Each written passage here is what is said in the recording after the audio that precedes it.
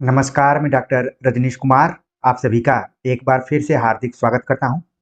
आज के video lecture में हम बात करेंगे बीपीएससी ट्री 6 से 8 के टीचर भर्ती की तैयारी करने वाले विद्यार्थियों के दृष्टिकोण से प्रैक्टिस सेट नंबर 2 के ऊपर, जो कि किसलय भाग 2 के ऊपर आधारित है। इसके पहले हमने किसलय भाग 1 पर आप सभी से चर्चा की थी, प्रैक्टिस सेट भी हल कराया था और आप सभी काफ़ी इसको पसंद भी कर रहे हैं और अपनी परीक्षाओं के दृष्टिकोण से किस तरीके से इन पुस्तकों पर आधारित सवाल बन सकते हैं उसको भी देख रहे हैं। उसी क्रम को आगे बढ़ाते हुए हम किसले 2 पर चर्चा करेंगे। तो चलते हम बात करते हैं सीधे प्रश्नों के ऊपर। पहला प्रश्न आप देख रहे हैं यहाँ पर पूछा गया है, मानव बनो किस विधा की रचना है। ऑप्शन दिया गया है कविता है, कहानी, नाटक, उपयुक्त में से एक से अधिक, उपयुक्त में से कोई नहीं। तो यहाँ पर हमने बीपीएससी के पैटर्न को थोड़ा सा अपनाने की कोशिश की है और कोशिश ये है कि जो भी चैप्टर पिछले भाग 2 में लगे हुए हैं उनसे आप अच्छे से परिचित हो जाएं, उनकी विषय वस्तु से, रचनाओं से, रचनाकारों से, ताकि कम समय में आप परीक्षा के लिए तैयार हो पाएं। तो मानव बनो किस विधा की रचना है, आपके दिमाग में तुरंत आना शुरू हो गया होगा। बिल्कुल इसका सही जवाब है ऑप्शन ए, कविता है। और ये किसकी कविता है? शिव मंगल सिंह सुमन के द्वारा लिखी गई एक कविता मानव बनो। अगला प्रश्न यहाँ पर है कि शिव मंगल सिंह सुमन किस काल के कवि हैं। आमतौर पर इनका जो उपनाम है वो है सुमन और इनका पूरा नाम है शिव मंगल सिंह। ये किस काल के कवि हैं? ऑप्शन दिया गया है छायावादी, प्रगतिवादी, प्रयोगवादी, उपयुक्त में से एक से अधिक, उपयुक्त में से कोई नहीं। तो देखिए शिव मंगल सिंह सुमन का संबंध तो प्रगतिवादी कवि से, सही जवाब है ऑप्शन बी। लेकिन आप जानते हैं कि कुछ कवि या लेखक ऐसे होते हैं जो कुछ काल विशेष में अपना महत्व रखते हैं लेकिन उसके आगे भी वो जीवित रहते हैं। तो यहाँ पर हो सकता है कि कुछ विद्यार्थियों के मन में आए कि इसका ऑप्शन डी क्यों नहीं हो सकता है। लेकिन ये जो प्रश्न बनाया गया, प्रश्न बनाने का एक उद्देश्य भी होता है ताकि आप जो सटीक उत्तर है वहां तक पहुंचे। तो सही जवाब इसका अभी क्या है? इसका सही जवाब है ऑप्शन बी। बी के स्थान पर आप देख रहे हैं प्रगतिवादी के स्थान पर अगर प्रगतिशील भी रहे तो भी इसका सही जवाब यही होगा। ठीक है, तो इस तरीके से हमने 2 प्रश्नों को देखा। आगे बात करते हैं, जो अगला प्रश्न है कि मानव बनो कविता में कवि ने मानव की सबसे बड़ी भूल क्या बताया है। इस कविता की विषय वस्तु पर आधारित ये सवाल यहाँ पर पूछ लिया गया कि मानव बनो कविता में कवि ने यानी शिवमंगल सिंह सुमन ने मानव की सबसे बड़ी भूल क्या बताया है। ऑप्शन दिया गया है यहाँ पर किसी से प्यार करना, किसी से विनती करना, किसी का भरोसा करना, उपयुक्त में से एक से अधिक, उपयुक्त में से कोई नहीं। तो सबसे बड़ी भूल क्या है? सबसे बड़ी भूल यहाँ पर जो कवि ने बताया है वो है किसी का भरोसा करना। ऑप्शन सी इसका सही जवाब यहाँ पर। ठीक है, तमाम बातें की गई कि प्यार करना को भी भूल बताया गया है, विनती करना को भी भूल बताया गया है, लेकिन कवि ने जोर देकर इस पूरी कविता में कहा कि अगर सबसे बड़ी भूल है तो प्यार करना, विनती करना तो साथ में है ही, लेकिन किसी का भरोसा करना सबसे बड़ी भूल है। ये मुख्य बात इस प्रश्न के माध्यम से आप सभी को बताना। आगे बात करते हैं, अगला जो प्रश्न है कि नचिकेता का संबंध किस उपनिषद से है। नचिकेता का संबंध किस उपनिषद से है? ऑप्शन दिया गया है मांडुक्य उपनिषद, मुंडक उपनिषद, कठोपनिषद, उपयुक्त में से एक से अधिक, उपयुक्त में से कोई नहीं। तो यहाँ पर इसका जो सही जवाब है वो है ऑप्शन सी, कठोपनिषद। कठोपनिषद से लिया गया है नचिकेता। नचिकेता की जो कहानी है इसमें कुछ और पात्र भी हैं जिनको कि आप ध्यान में रख सकते हैं, जिसमें कि वाजश्रवा नाम से इनके पिताजी हैं, यमराज का भी जिक्र इसमें किया गया है। और नचिकेता के जो पिताजी हैं उन्होंने एक यज्ञ कराया था जिसका नाम है सर्वमेध यज्ञ। हमने अश्वमेध यज्ञ, राजसूय यज्ञ इत्यादि का तो नाम सुना है, लेकिन इस चैप्टर में यह बताया गया कि सर्वमेध यज्ञ कराने की उन्होंने कोशिश की थी। तो नचिकेता का संबंध किस उपनिषद से है? कठोपनिषद से। अगला प्रश्न है कि पुष्प की अभिलाषा में पुष्प की अभिलाषा क्या है। जैसे ही मैंने यहाँ पर पुष्प की अभिलाषा शब्द का प्रयोग किया, आपके मन में तुरंत इसके कवि का नाम आ गया होगा, बिल्कुल आ गया होगा, क्योंकि ये बहुत ही चर्चित कविता है और छोटी कविता है और प्राय लोगों के जुबान पे कविता रहती ही रहती है। तो इसमें पुष्प की अभिलाषा क्या है, इसके बारे में बताया गया कि देव कन्याओं का हार बनना, प्रेमी पुरुषों का हार बनना, स्वतंत्रता सेनानियों के चरणों में पड़ना, उपरोक्त में से एक से अधिक, उपरोक्त में से कोई नहीं। तो इसका जो सही जवाब यहाँ पर है ऑप्शन सी है कि स्वतंत्रता सेनानियों के चरणों में पड़ना पुष्प की अभिलाषा है। बाकी जो ऊपर ऑप्शन दिए गए हैं ये सब पुष्प की अभिलाषाओं में नहीं है। ठीक है, चलते हैं आगे, बात करते हैं। जो अगला प्रश्न है, गंगा स्तुति किसकी कविता है? ऑप्शन दिया गया विद्यापति, तुलसीदास, भारतेंदु, उपरोक्त में से एक से अधिक, उपरोक्त में से कोई नहीं। तो गंगा स्तुति पिछले भाग 2 में कविता के तौर पर लगी हुई है और इसका जो सही जवाब है यहाँ पर ऑप्शन ए है, विद्यापति द्वारा लिखी गई ये कविता है। तो यहाँ पर विद्यापति से रिलेटेड जो भी अन्य तथ्य हैं, मैथिल कोकिल, पदावली, आध्यात्मिक रंग के चश्मे आजकल बहुत सस्ते हो गए हैं, ठीक है, और विद्यापति से रिलेटेड कुछ नए तथ्य हैं कि इनकी पदावली को जीवात्मा और परमात्मा का संयोग माना गया। तो ये सारी चीजें जो तथ्यात्मक जानकारियां हैं उनको जरूर अपने ध्यान में आप रखिए। आगे बात करते हैं, अगला जो प्रश्न है कि साइकिल की सवारी किस विधा की रचना है? साइकिल की सवारी किस विधा की रचना है? ऑप्शन दिया गया है कहानी, व्यंग्य, कविता, उपयुक्त में से एक से अधिक, उपयुक्त में से कोई नहीं। तो साइकिल की सवारी, इसके जो रचनाकार हैं वो भी आपके मन में आ गए होंगे, सुदर्शन। और सुदर्शन की एक रचना इसके पहले किसले भाग 1 में भी लगी हुई थी, हार की जीत। तो यहाँ पर इन्होंने साइकिल की सवारी नाम से एक व्यंग्य कथा लिखा हुआ। सही जवाब है ऑप्शन बी, व्यंग्य कथा है साइकिल की सवारी। इसमें एक लेखक है जो साइकिल की सवारी सीखना चाहता है या फिर साइकिल कैसे चलाया जाता है इसको सीखने का प्रयास करता है, और तमाम इसमें पात्र हैं। तिवारी जी नाम के एक पात्र इसमें काफी फेमस है और श्रीमती जी हैं। और किस तरीके से लेखक साइकिल की सवारी करता है, आप इस जब पूरी रचना को पढ़ेंगे तो आपको काफी आनंद आएगा। फिलहाल परीक्षाओं के कम समय को ध्यान में रखते हुए आप इतना ध्यान में रखिए कि इस विधा की रचना है और इसके रचनाकार कौन है। अगला प्रश्न है कि श्रीमती जी किस रचना की महिला पात्र हैं? श्रीमती जी किस रचना की महिला पात्र हैं? ऑप्शन दिया गया दानी पेड़, नचिकेता, साइकिल की सवारी। और जो 2 कॉमन यहाँ पर ऑप्शन दिए गए हैं एकदम बीपीएससी की तरह ही, लेकिन आपके लिए जो सही जवाब है ऑप्शन सी है, साइकिल की सवारी में श्रीमती जी का जिक्र किया गया है। अगला प्रश्न है यहाँ पर कि निम्नलिखित में से एपीजे अब्दुल कलाम का संस्मरण है? मेरे बचपन के दिन, बचपन के दिन, वे दिन, उपयुक्त में से एक से अधिक, उपयुक्त में से कोई नहीं। तो तुरंत आपके दिमाग में आ गया होगा कि हमने पिछले भाग 2 में एपीजे अब्दुल कलाम के संस्मरण को किस नाम से पढ़ा हुआ था। सही जवाब है ऑप्शन बी, बचपन के दिन। बहुत कम अंतर है ऑप्शन ए और बी में, तो इसलिए आपको बारीकी से ध्यान में रखना है कि बचपन के दिन जो नाम है पाठ का वही है अब्दुल कलाम का संस्मरण। किस विधा में है इसको भी आपको ध्यान में रखना है, संस्मरण विधा में। आगे बात करते हैं, अगला जो प्रश्न है कि दुनिया लाख बुरी है मगर फिर भी भले आदमियों से खाली नहीं है। ये पंक्ति काफी अच्छी लगी मुझे, इसलिए लगा कि इसको प्रश्न के तौर पर देखा जा सकता है। मे भी ये आ भी सकता है। दुनिया लाख बुरी है मगर फिर भी भले आदमियों से खाली नहीं है, यह कथन किस पाठ से है? ऑप्शन दिया गया नचिकेता, साइकिल की सवारी, बचपन के दिन, उपयुक्त में से एक से अधिक, उपयुक्त में से कोई नहीं। तो इसका जो सही जवाब यहाँ पर है ऑप्शन बी है, साइकिल की सवारी, जिसमें खुद जो लेखक है वही इस बात को कहता है कि दुनिया लाख बुरी है मगर फिर भी भले आदमियों से खाली नहीं है। अगला प्रश्न है कि एपीजे अब्दुल कलाम का जन्म कहाँ हुआ था?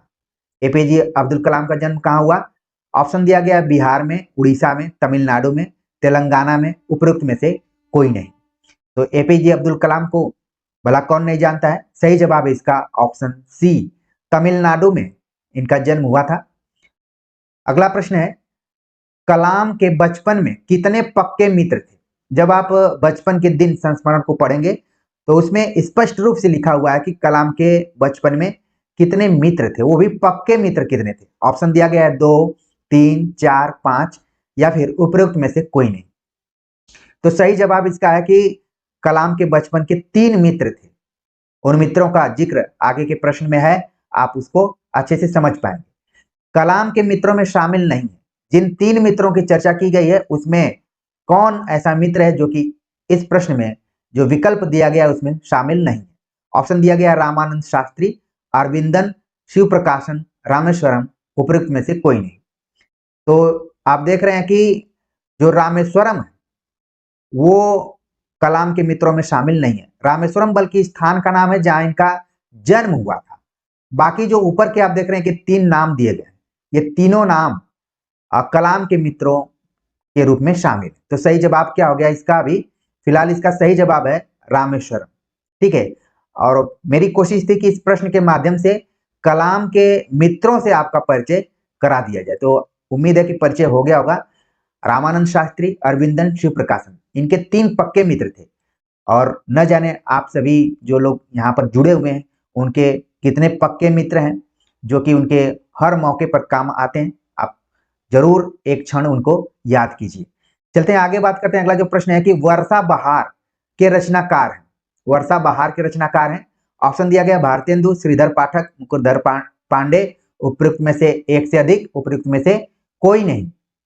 तो वर्षा बहार के रचनाकार हैं जो कि कविता है। सही जवाब है ऑप्शन सी, मुकुटधर पांडे द्वारा ये कविता लिखी गई है वर्षा बहार।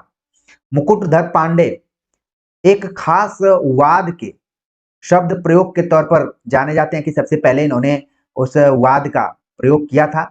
अगर आप चाहें तो कमेंट्स करके बता सकते हैं। मुझे उम्मीद है कि बहुत सारे हमारे विद्यार्थी इस चीज को जान रहे होंगे, मेरे संकेतों को जान गए होंगे कि मैं किस वाद की तरफ मुकुटधर पांडे से आपको जोड़ना चाहता हूं। बिल्कुल आप समझ गए हैं। बहुत लोगों ने तो कमेंट्स करना भी शुरू कर दिया। चलते हैं आगे, बात करते हैं। अगला जो प्रश्न है कि जाति न पूछो साधु की, पूछ लीजिए ज्ञान, किसकी पंक्ति है? रामानंद, कबीर, तुलसी, उपयुक्त में से एक से अधिक, उपयुक्त में से कोई नहीं। तो जाति न पूछो साधु की, पूछ लीजिए ज्ञान। सही जवाब है ऑप्शन बी, कबीरदास के पद से इस पंक्ति को लिया गया है। अगला प्रश्न है कि जन्म बाधा के संदर्भ में सत्य है। जन्म बाधा के संदर्भ में सत्य है, यह कहानी है। इसकी लेखिका सुधा है। गुड्डी इसकी प्रमुख पात्र है। उपयुक्त में से एक से अधिक, उपयुक्त में से कोई नहीं। तो आप देख रहे हैं इसका जो सही जवाब होगा ऑप्शन डी होगा कि उपयुक्त में से एक से अधिक, यानी कि सत्य जो कथन है एक से अधिक है। यह कहानी है जन्म बाधा। इसकी लेखिका के तौर पर सुधा का नाम दिया गया है और इसके जो प्रमुख पात्र है गुड्डी, जिसका कि मूल नाम गीता है, उसी को गुड्डी भी कहा जाता है। तो आगे बात करते हैं। अगला जो प्रश्न है कि क्षमा सोबती उस भुजंग को जिसके पास गरल हो, उसको क्या जो दंतहीन, विषहीन, विनीत, सरल हो। उपरोक्त पंक्तियां किसकी हैं? ऑप्शन दिया गया है मैथिली शरण गुप्त, रामधारी सिंह दिनकर, माखनलाल चतुर्वेदी, उपयुक्त में से एक से अधिक, उपयुक्त में से कोई नहीं। तो आप देख रहे हैं कि लगातार जो हमने ऑप्शन डी और ई बनाया हुआ है, बहुत कम उत्तर यहाँ पर सही हो रहे हैं। क्यों सही हो रहे हैं? क्यों नहीं सही हो रहे हैं? क्योंकि इस प्रैक्टिस सेट के माध्यम से ये भी बताना है कि आप सही उत्तर तक पहुंचे।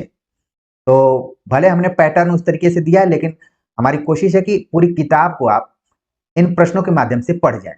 सही जवाब है, बातों ही बातों में सही जवाब इसका आप लोगों के दिमाग में आ गया कि रामधारी सिंह दिनकर इसके रचयिता हैं या इसके कवि हैं। और रामधारी सिंह दिनकर की जो कविता है शक्ति और क्षमा, उसी कविता से इसको लिया गया है। तो इस कविता को भी अगर आप अपने ध्यान में रखें तो और बेहतर होगा।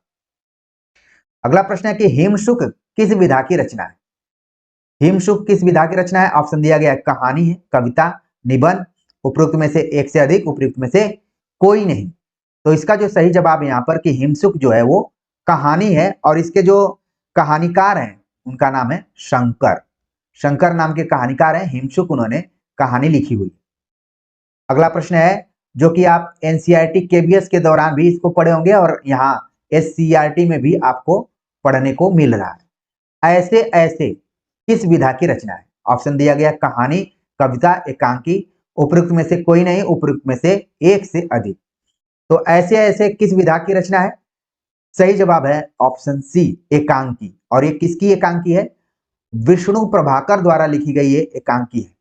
और इस एकांकी के कुछ प्रमुख पात्र हैं जिनको कि आपको ध्यान में रखना चाहिए, जिसमें पहला नाम है दीनानाथ, दूसरा नाम मोहन, आप याद करके रख सकते हैं।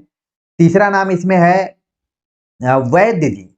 वैद्य जी को जब मैंने देखा तो मुझे एक उपन्यास याद आ गया जिसके प्रमुख पात्र के रूप में नाम है, लेकिन यहाँ एकांकी में भी वैद्य जी का जिक्र किया गया है। डॉक्टर भी यहाँ पर मौजूद है। शब्द पड़ोसिन, एक शब्द दिया हुआ है पात्र के रूप में, पड़ोसिन भी है, और साथ में यहाँ पर एक मास्टर का भी जिक्र किया गया है। तो ये आपने इस प्रश्न के माध्यम से ऐसे ऐसे जो एकांकी है उससे भली भांति परिचित हो गए। और ऐसे ऐसे क्या है, एक बच्चा है जिसके पेट में दर्द होता है और डॉक्टर उससे पूछता है तो वो बोलता है कि ऐसे ऐसे कर रहा है, तो डॉक्टर को भी बड़ी दिक्कत होती है कि आखिरकार हम कौन सी दवा दें।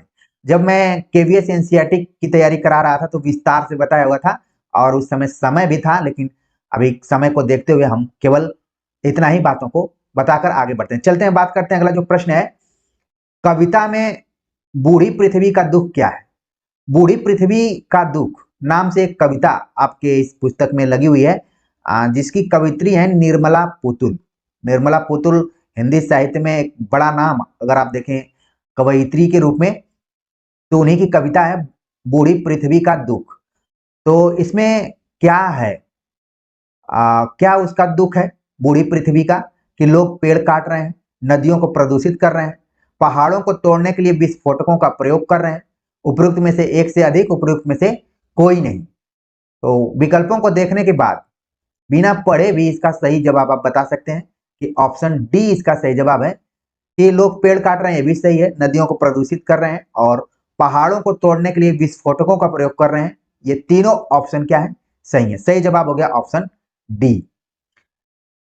अगला प्रश्न है कि महादेवीकृत रेखा चित्र सोना में सोना क्या है? महादेवी की रेखा चित्र आपको पढ़ना है और उसका नाम है सोना। अब सोना एक खास पशु का जिक्र किया गया सोना के तौर पर, क्या है वो? ऑप्शन दिया गया गिलहरी, खरगोश, हिरन, उपयुक्त में से एक से अधिक, उपयुक्त में से कोई नहीं। तो सोना का यहाँ पर जो उल्लेख किया गया वो हिरन के लिए किया। ऑप्शन सी इसका सही जवाब होगा। अगला प्रश्न है कि कवि के अनुसार मानव बनने के लिए हमें क्या करना चाहिए? और तुरंत आपके दिमाग में आ गया होगा कि ये तो मानव बनो नामक कविता से ये प्रश्न लिया गया है। तो क्या हमें करना चाहिए कवि के अनुसार? अपनी दुर्बलता प्रकट करनी चाहिए, दूसरे के आगे हाथ फैलाना चाहिए, स्वाभिमान के साथ जीना चाहिए, या फिर उपयुक्त में से एक से अधिक कोई नहीं। तो आप देख रहे हैं कि उस पूरी कविता में यही बताया गया है कि किसी से अपनी कमजोरी या दुर्बलता बिल्कुल नहीं बतानी चाहिए, दूसरों के आगे हाथ नहीं फैलाना चाहिए। नहीं यहाँ पर जुड़ता तो ये ऑप्शन सही हो जाता। कवि का कहना है कि स्वाभिमान के साथ जीना चाहिए। तो सही जवाब क्या हो गया? ऑप्शन सी इसका सही उत्तर होगा।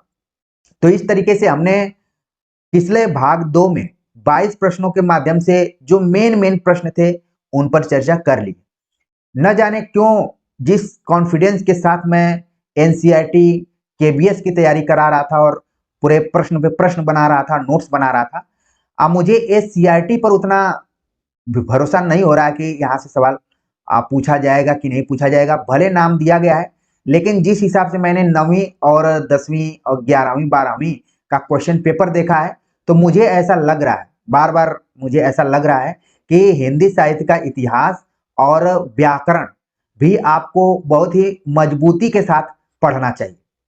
बहुत सारे चैनल्स पे पूरी किताबों को पढ़ाया जा रहा है, बढ़िया से पढ़ाया जा रहा है, तो आप उसका उपयोग कर सकते हैं। लेकिन उन जुमले नुमा आप लाइनों पर न जाएंगे कि सवाल यहीं से आएंगे। आपको सेफ्टी के लिए, क्योंकि आप विश्वास के साथ इस चैनल पर जुड़े हुए हैं, तो ये प्लस पॉइंट में आपको बताया जा रहा है कि आप एससीईआरटी की किताबों से ये प्रश्न देख लीजिए। लेकिन जो आपके लिए मैं हिंदी के 75 क्वेश्चंस ला रहा हूं, वो आपके लिए बहुत फायदेमंद होने वाले हैं आगे की परीक्षा में। तो उम्मीद है कि इन दोनों में सामंजस्य स्थापित करते हुए आप परीक्षाओं की तैयारी करते रहेंगे। सिर्फ एससीईआरटी की पुस्तक को लेकर आप बार बार परेशान नहीं होंगे, हाँ, लेकिन मोटे तौर पर आप जरूर इस जानकारी को रखेंगे।